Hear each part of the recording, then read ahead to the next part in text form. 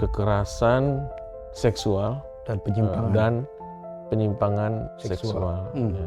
Ada undang-undang yang diterapkan ya agar berdampak positif ya, mencegah, kemudian mengurangi bahkan meniadakan, tapi kontraproduktif dengan outcome.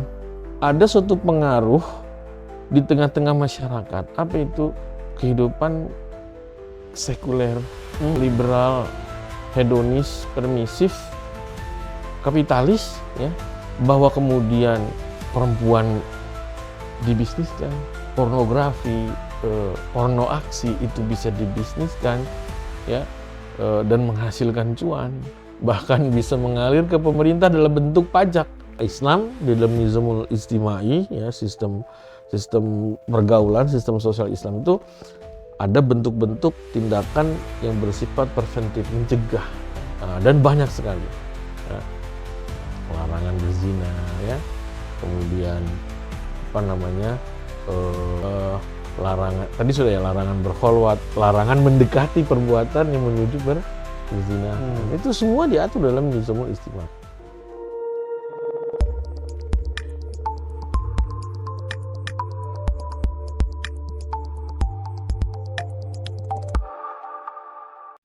Bismillahirrahmanirrahim. Assalamualaikum warahmatullahi wabarakatuh.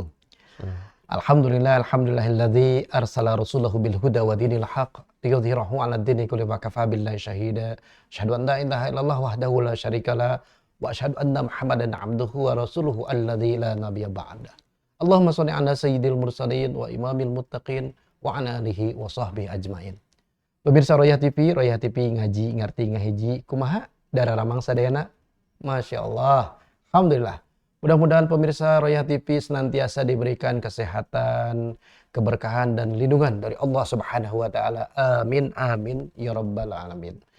Pemirsa Royah TV, di hari ini Royah TV kembali menyapa pemirsa dalam acara spesial interview Royah TV, yang mana pada hari ini kita akan membahas tentang hukum Islam terhadap kekerasan dan penyimpangan seksual. Wah, ini lumayan nih, langsung hukum Islam. Kenapa? Karena kita ya kemana lagi kalau bukan hukum Islam yang menghukumi kita. Oleh karena itu pemirsa, kenapa kita akan bahas ini? Nah, masih ada relate dengan pembahasan sebelumnya. Kalau pemirsa ngelihat bagaimana pembahasan sebelumnya, silahkan scroll ke belakang. Mengenai tentang kapitalisasi perempuan. Nah, ini kemarin sudah kita bahas. Sekarang juga umat Islam hidup dalam kondisi kapitalisme, di mana ini sedang berada di sana, di mana semua menjadi objek materialis, semua menjadi bahan cuan, termasuk wanita. Dan impactnya tentu tidak sedikit, ada efek domino yang luar biasa. Bukan hanya ini menyangkut masalah rakyat kecil, bahkan juga punten-punten pemirsa, orang-orang terdidik, bahkan juga yang kita kenal soleh katanya, dia juga terdampak pemirsa. Nah, ini bagaimana nih ya? Ada penyimpangan seksual, bahkan sampai kekerasan seksual ini terjadi. Kita tidak bisa berharap kepada hukum kapitalis, tapi kita kembali lagi kepada hukum Islam. Bagaimana Islam menghukumi itu semua? Oleh karena itu pemirsa, jangan kemana-mana, kita akan bahas bersama dengan seorang kiai di sini, ya. Dan ini sangat menarik untuk kita bahas. Pemirsa, tetap di spesial interview Royah TV.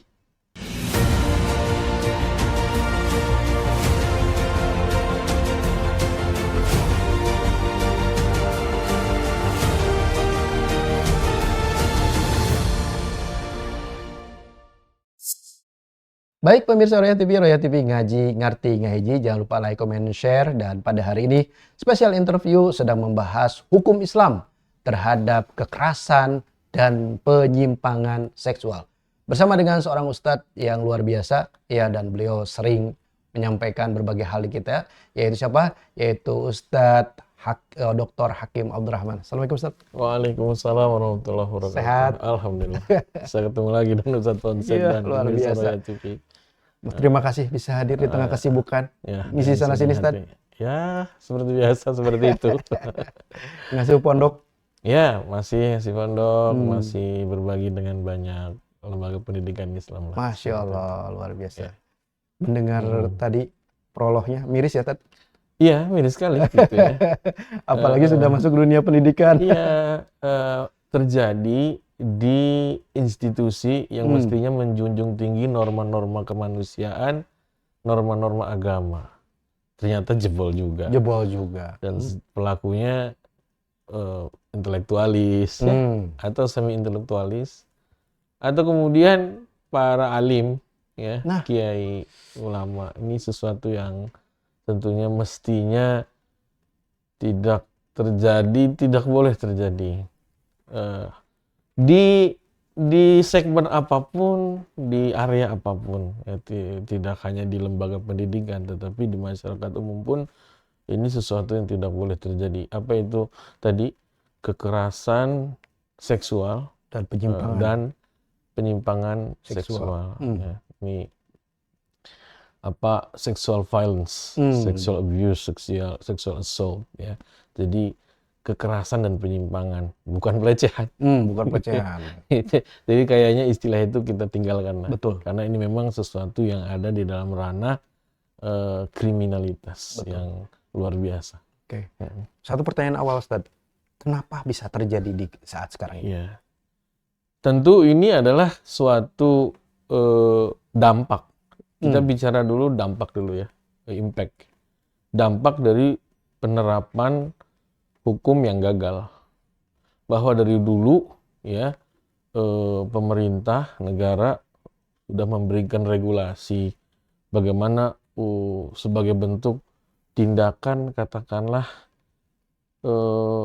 kuratif, tapi ya undang-undang demi undang-undang, komisi demi komisi, untuk kemudian mengurangi bahkan meniadakan tindak kekerasan seksual ini. Tetapi faktanya ya, bahkan yang terbaru dengan Undang-Undang nomor 12 ya tahun 2022, Undang-Undang tindak pidana kekerasan seksual. Ada itu ya. Sudah ada ya. Jadi bukan hanya undang-undang tindak pidana korupsi, ada juga undang-undang tindak pidana kekerasan seksual. Tetapi fakta menunjukkan bahwasanya angka terhadap kekerasan seksual di berbagai area, termasuk di rumah tangga ya, di rumah, di lembaga-lembaga pendidikan baik formal maupun non formal ya, di masyarakat umum, itu kasusnya justru semakin bertambah. Trennya itu positif. Ini satu positif yang negatif sebenarnya. Jadi ya di angka tahun 2025 tercatat ya hampir 6.000 kasus kekerasan seksual yang tercatat. Dan korbannya hampir 90% itu adalah perempuan. Jadi fakta yang terjadi saat ini ya, ini menunjukkan gagalnya usaha preventif pemerintah negara dalam rangka menanggulangi ya, mengurangi bahkan meniadakan tindak kekerasan seksual itu. Nah, mengapa ini terjadi? Karena antara penerapan hukum itu tidak bisa membendung aspek outcome atau pengaruh. Jadi ada undang-undang yang diterapkan ya agar berdampak positif ya, mencegah, kemudian mengurangi bahkan meniadakan, tapi kontraproduktif dengan outcome. Ada suatu pengaruh di tengah-tengah masyarakat. Apa itu? Kehidupan sekuler, liberal, hedonis, permisif, kapitalis ya, bahwa kemudian perempuan dibisniskan, pornografi, porno aksi itu bisa dibisniskan ya, dan menghasilkan cuan, bahkan bisa mengalir ke pemerintah dalam bentuk pajak, lokalisasi dan sebagainya. Ya, ini berhadapan dengan outcome pengaruh kehidupan real di tengah-tengah masyarakat. Jadi undang-undang tidak cukup ampuh dalam menghadapi situasi kehidupan masyarakat sekuler seperti ini. Ya karena undang-undangnya sendiri lahir dari rahim sekularisme demokrasi kan ya. Betul. Yang itu tentu mempertimbangkan aspek-aspek humanistik dan artinya jauhlah dari hal-hal yang sifatnya transenden, ketuhanan. Apalagi kan masyarakat Indonesia ini sebenarnya masyarakat yang tabiatnya tuh religius. Ya, tetapi itu sudah dicabut. Ya, norma-norma terkait dengan kekerasan seksual itu diserahkan kemudian sepenuhnya kepada realita yang ada sekarang, tidak lagi kepada nilai-nilai religiusitas atau keagamaan.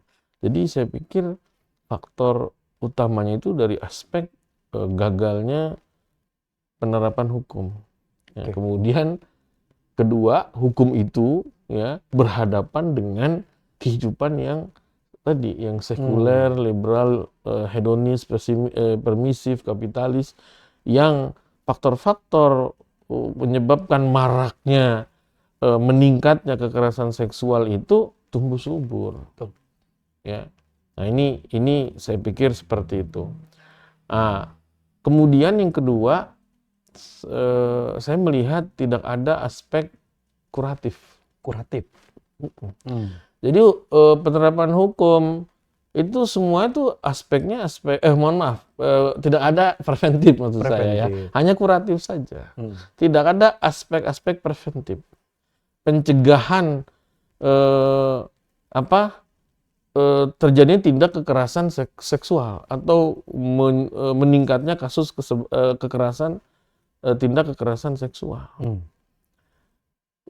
Selama kemudian konsen, suka sama suka, jadi.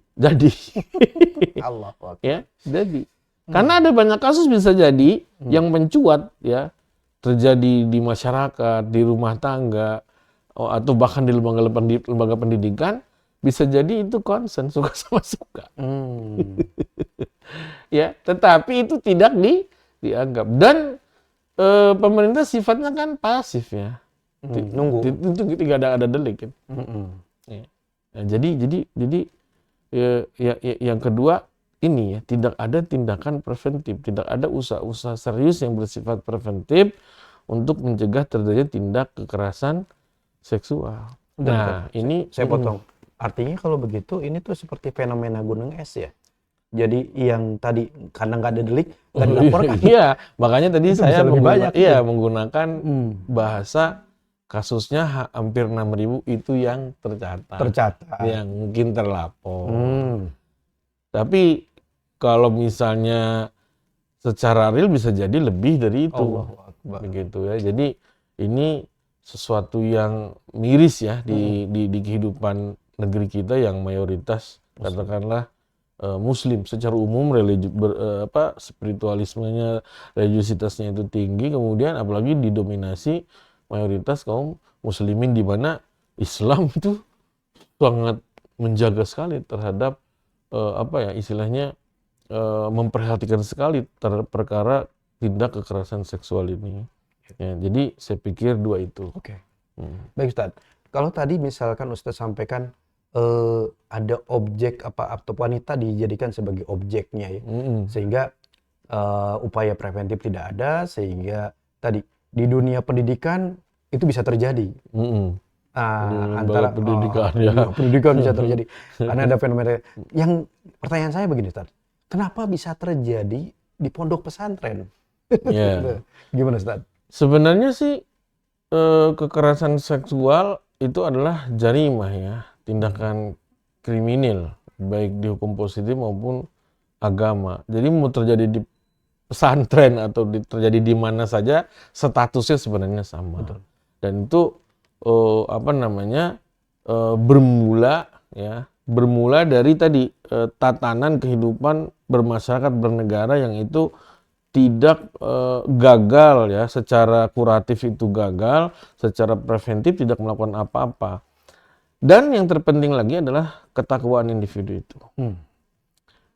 Ini menandakan mestinya begini ya, mestinya negara itu wujud dalam rangka mewujudkan ketakwaan kesolehan rakyat, mestinya. Tapi yang terjadi ya, bagaimana kemudian faktor-faktor atau stimulus-stimulus yang mendorong seseorang bermaksiat itu dibuka selebar-lebarnya. Bayangkan ketika kemudian contoh, ketika misalnya pornografi mudah sekali diakses ya, kemudian prostitusi mudah sekali diakses ya, dengan media sosial ya, itu menstimulus meningkatnya tindak kekerasan seksual. Dan saya rasa apa yang terjadi di pesantren ya sama persis dengan yang terjadi di area manapun. Ya.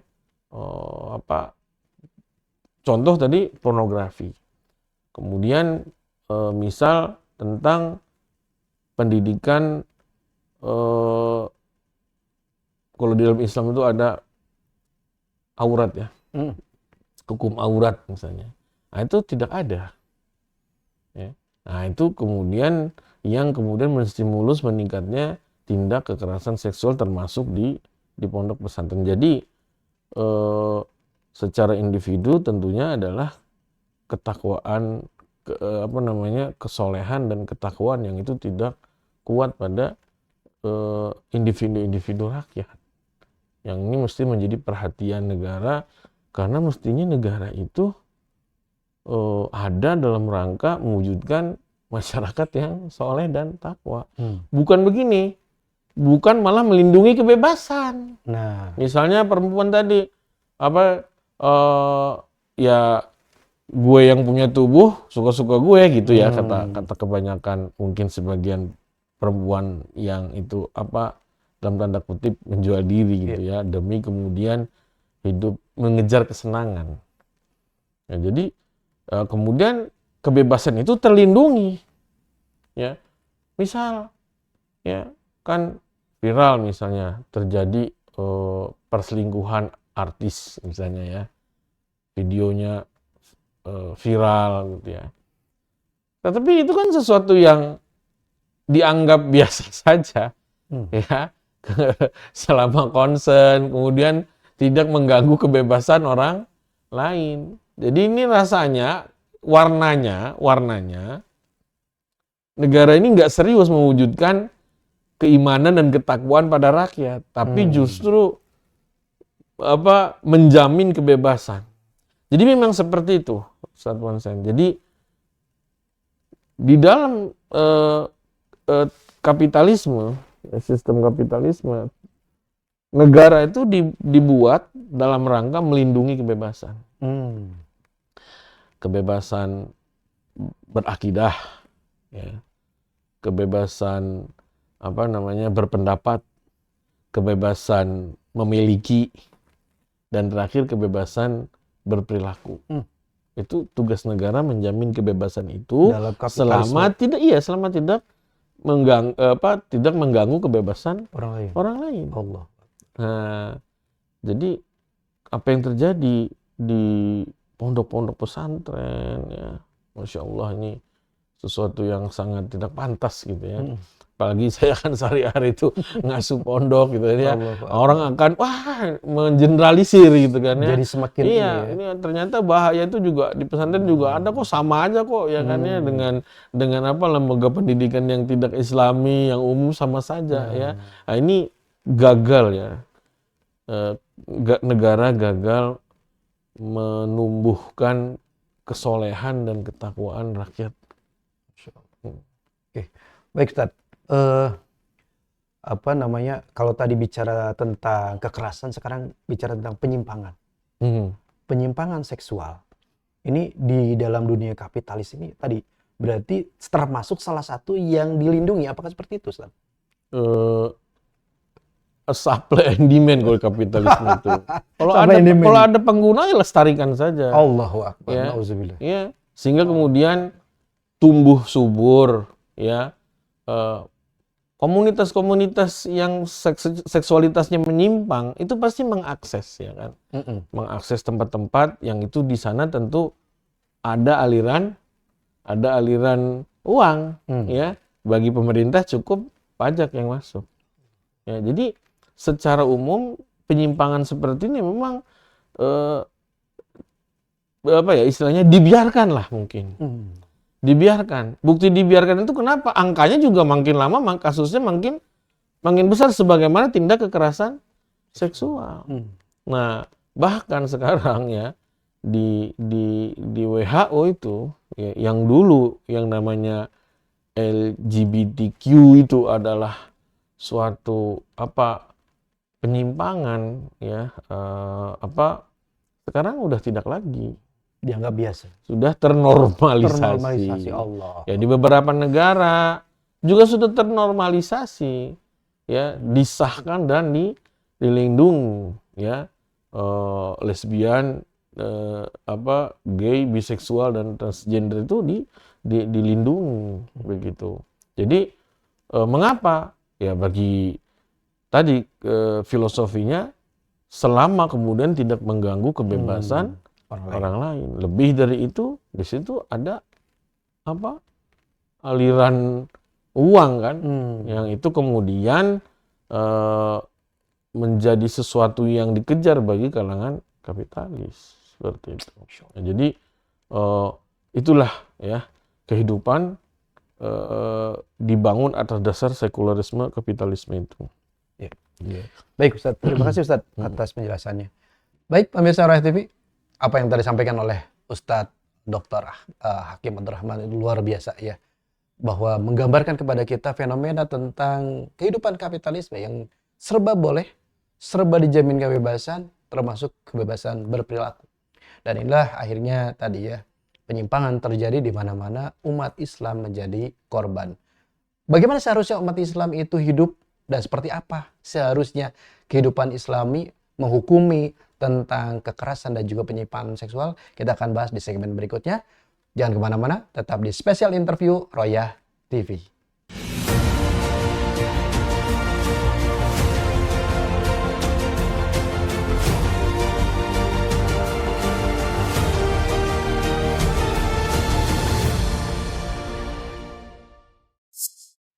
Baik pemirsa Royah TV ngaji ngerti ngehiji, jangan lupa like, comment, and share. Pada hari ini masih kita membahas spesial interview tentang hukum Islam terhadap kekerasan dan penyimpangan seksual bersama dengan Ustadz Dr. Hakim Abdurrahman.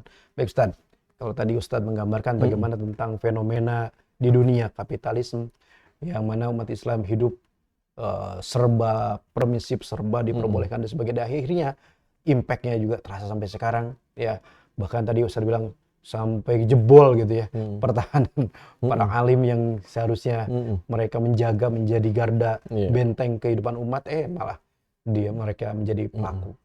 Nah sekarang Ustadz, bagaimana gambaran, bisa Ustadz sampaikan ke para pemirsa gambaran kehidupan Islam tentang bagaimana menghukumi, bagaimana mencegah dan seterusnya, apa itu Ustadz? Iya, sesuatu yang tidak bisa kita tolak bahwasanya kita hidup dalam kehidupan sekuler kapitalis. Di sana hedon, permisif, dan ini meniscayakan maraknya, meningkatnya tindak kekerasan seksual dan penyimpangan seksual secara individu ya. Masyarakat itu individualistik, sekalipun beragama ya, katakanlah muslim, tetapi rapuh ya, jauh sekali dari nilai ketakwaan. Masyarakat pun tidak ada budaya amar ma'ruf nahi mungkar ya, menjadikan agama itu sebagai nasihat, peduli kepada sesama warga masyarakat. Dan yang lebihnya lagi adalah negara yang menerapkan hukum yang itu berlandaskan kepada manfaat ya, melindungi kepentingan kapitalis. Negara ada untuk melindungi kebebasan individu selama tidak mengganggu kebebasan orang lain ya, sehingga ini meniscayakan meningkatnya kasus-kasus tindakan kekerasan seksual dan penyimpangan seksual. Nah, bagaimana dengan Islam? Nah, Islam ini diturunkan salah satu tujuannya adalah hifzun nasl, menjaga keturunan. Di sana mesti dijaga ya kehormatan laki-laki maupun perempuan, dijaga nasab keturunan ya. Nah, sehingga kemudian di dalam Islam itu ada fikih yang memang mengatur masalah ini.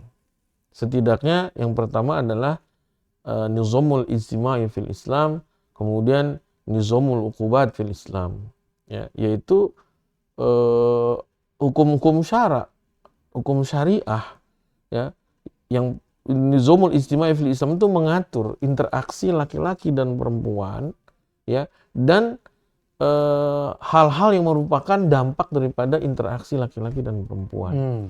Ya. Adapun nizamul uqubat itu berbicara tentang persangsian. Ya, ketika ada aturan-aturan Islam, ya, yang itu dilanggar, termasuk hal-hal yang terkait dengan kehidupan masyarakat yang terdiri dari laki-laki dan perempuan. Nah, di dalam nizamul ijtima'i fil Islam misalnya, ya, sistem sosial, sistem pergaulan dalam Islam. Islam memiliki perhatian dalam aspek preventif, pencegahan terjadinya, ya, mulai dari ini, ya. Mulai dari kewajiban ada konsep aurat. Ya, konsep kehidupan umum, kehidupan khusus, ya, perempuan dan laki-laki. Di situ ada aturan-aturan interaksi antara laki-laki dan perempuan. Karena laki-laki dan perempuan dalam Islam hukum asalnya infisolan taman, terpisah. Iya. Kenapa ini perlu diperhatikan? Karena kalau laki-laki berinteraksi dengan perempuan itu akan muncul masalah. Ya. Kan laki-laki sama perempuan berbeda. Laki-laki nggak punya rahim, perempuan punya rahim, kan, ya. Jadi akan menimbulkan dampak, ya. Nah, sehingga perlu diatur, ya. Satu, misalnya tadi, ya, membatasi atau membatasi, memisahkan laki-laki dengan perempuan hukum asalnya, ya. Nah, jadi itu. Kemudian ada konsep aurat, ya. Kemudian ada konsep menutup aurat bagi laki-laki maupun perempuan. Ini berbeda dengan yang sekarang. Nggak ada konsep aurat, silakan, kebebasan soalnya. Betul. Ya, bahkan kemudian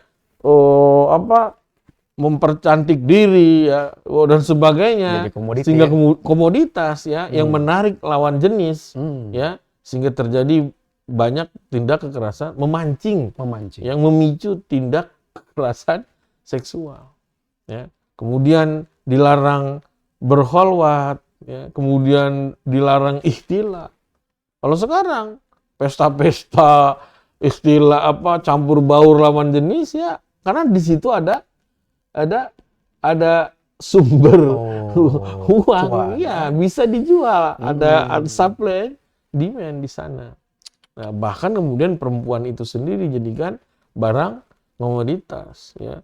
Termasuk ini kan angka human trafficking ini kan juga makin meningkat, kan, ya. Betul. Jadi Islam di dalam nizamul ijtima'i, ya, sistem pergaulan, sistem sosial Islam itu ada bentuk-bentuk tindakan yang bersifat preventif, mencegah, ya, dan banyak sekali, ya. Larangan berzina, ya, kemudian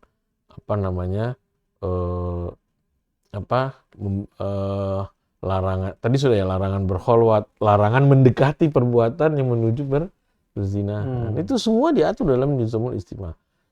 Nah, kemudian ada nizamul uqubat, sistem persangsian, ya.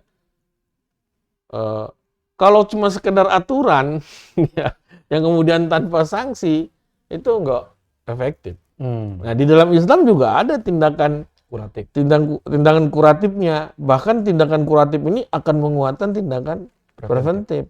Ya, karena di dalam Islam itu sistem persangsian dalam Islam itu sifatnya bukan hanya menghapus dosa di sisi Allah Subhanahu wa taala yang membuat aturan, tapi juga sebagai pencegah terjadinya tindak, salah satunya tindak kekerasan seksual dan penyimpangan seksual. Misal kasus perzinahan, ya, atau misalnya berkholwat saja, itu ada hukumannya, ya, bisa dicambuk di dalam Islam itu. Atau kemudian party seperti itu juga, ya, itu juga ada ada sanksinya. Bahkan gini Ustadz Punsen, saya membaca dalam kitab itu ya Nizamul Uqubat, itu kita ciut-ciutin perempuan juga itu udah bisa kena sanksi itu. Ya. Nah, apalagi kemudian terjadi perzinahan ya. Nah, itu sanksinya hukuman mati itu dengan cara dirajam bagi yang sudah pernah menikah. Ya. Bagi yang sudah pernah menikah. Bagi yang belum pernah menikah 100 kali cambuk. Nah, itu kan bentuk hukuman yang sangat manusiawi ya. Orang menyangkanya kan itu hukuman nggak manusiawi. Betul. Tapi sebenarnya itulah hukuman manusiawi. Apa buktinya hukumnya manusiawi? Orang takut. Betul. Ada penjagaan. Iya, orang takut kan. Kalau berzina nanti dicambuk 100 kali nih. Atau bagi yang sudah menikah dirajam nih. Yang dirajam itu dihukum mati. Nah, termasuk penyimpangan seksual. Ada hukumannya. Nah ya, karena penyimpangan seksual LGBT ini sebenarnya dia bukan di ranah nizamul istimai, tapi dia langsung di ranah nizam ukubat. Karena dia bukan interaksi laki-laki dengan perempuan kan. Betul. Tapi sejenis laki-laki dengan laki-laki, perempuan dengan perempuan, atau yang lain dengan binatang dan sebagainya. Nah ini di dalam Islam terkategori tindakan liwat. Ya, liwat itu hukumannya ya hukuman mati juga. Ya, dilemparkan dari tempat yang tinggi sampai mati. Ya. Manusiawi tidak? Manusiawi, orang jadi takut. Ya. Yang menolak ini jangan-jangan pelakunya. Iya. Oh, kami menolak karena tidak sesuai dengan norma kemanusiaan. Apa ini justru manusiawi. Betul. Ya. Makanya di dalam sejarah penerapan hukum Islam, kasus-kasus tindakan kriminal termasuk tindak kekerasan seksual dan penyimpangan seksual ini minim. Ya, minim. Tetapi begini, Ustadz Punsen. Ya, fikih yang berupa hukum-hukum syariat dari Allah Subhanahu wa taala ini dalam tataran nizamul istimai fil Islam ya, sistem pergaulan sosial ya. Kemudian juga nizamul uqubat, sistem persangsian yang juga digali dari fikih Islam. Ini akan tidak bisa diterapkan kalau tidak ada kedaulatan ya, sultan pemerintahan yang menerapkan sistem ini. Nggak bisa. Nah, di dalam Islam, dalam fikih Islam, sultan ini, pemerintahan ini adalah khalifah. Ya. Dulu Rasulullah SAW langsung. Tapi setelah Rasulullah kan tidak ada nabi lagi, yang ada hanya para khalifah. Karena itu selama 14 abad ya sejarah peradaban Islam yang gemilang, sejarah khilafah, tidak ada hukum lain yang diterapkan kecuali nizamul istimai ini dan ukubat ini. Ya, nggak pernah tuh diterapkan berdasarkan prinsip-prinsip sekuler kebebasan. Kecuali ketika penjajah barat memaksakan hukum-hukum sipil mereka kepada kaum muslimin. Ya, sehingga terpecah ada mahkamah syariah dan ada mahkamah sipil gitu. Jadi saat ini itu kalau tadi pertanyaan tadi di awal kalau boleh diulang gitu ya, mengapa kemudian kok makin tindak kekerasan seksual, penyimpangan seksual ini makin meningkat, bahkan terjadi di lembaga-lembaga yang marwahnya itu mulia gitu ya, hatta di pesantren. Tadi ini di satu sisi kegagalan penerapan hukum yang ada, hukum yang dibangun berdasarkan sekulerisme ini, demokrasi sekuler ini. Yang kedua apa? Karena tidak diterapkannya hukum Islam, nizamul istimai fil Islam, nizamul uqubat fil Islam, dan nizam atau aturan-aturan yang lain yang ini tidak bisa diterapkan kecuali oleh seorang khalifah dalam sistem khilafah. Khilafah itu ri'asatun amatun lil muslimin jami'an fil ad litatbiqil Islam wa hamlid da'wah ilal alam. Jadi kepemimpinan umum bagi seluruh kaum muslimin di dunia salah satunya apa? Litatbiq syari'il Islam, untuk menerapkan syariat Islam. Syariat Islam tadi nizamul istimai, kemudian nizamul hukubat dan yang lain. Yang termasuk nizamul iktisadi, sistem ekonomi. Karena ada banyak sekali ya kan ya di dalam sistem ekonomi sekarang yang penting bermanfaat, bisa dijual. Akhirnya aurat dijual, perilaku seksual suami istri dijual, dan sebagainya dijual. Nah, sedangkan di dalam Islam, kenapa mereka susah mengakses pekerjaan-pekerjaan yang halal, dan pemerintah sendiri tidak menyiapkan lapangan pekerjaan buat mereka. Kompleks berarti ya? Iya, ini kompleks sekali. Masya Allah. Ya, karena itu kita butuh khilafah Islamiyah. Masya Allah. Dengan meningkatnya tingkat kekerasan seksual dan penyimpangan seksual ini, terus kita kurang apa lagi sudah bukti Allah Subhanahu wa Ta'ala Dibukakan. Iya, dibukakan gitu ya.